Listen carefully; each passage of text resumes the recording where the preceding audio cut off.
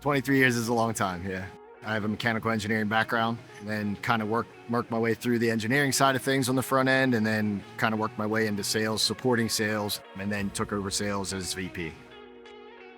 A lot of what we pride ourselves on is that partnership with our customers. We're able to pivot and do spec builds. We're able to take what the customer ultimately wants. We're not selling widgets. We're selling items that are going to make the end user more productive. So I think that's our biggest value to the industry is our partnerships and our engineering approach to everything we do.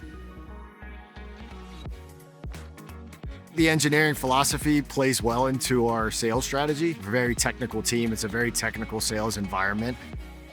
It was kind of a natural progression of supporting the sales team early on in my career, kind of going into that role, and then being able to kind of speak with customers and find the technical information that's required to produce a machine that's going to do what the customer needs it to do. There's a lot of engineering-centric type of conversations that happen in the sales environment, so I think it was natural for me to go into that. I really enjoy the machinery. I enjoy the automation. It's kind of what I wanted to do with my career. It's a very nice environment to be able to be a part of.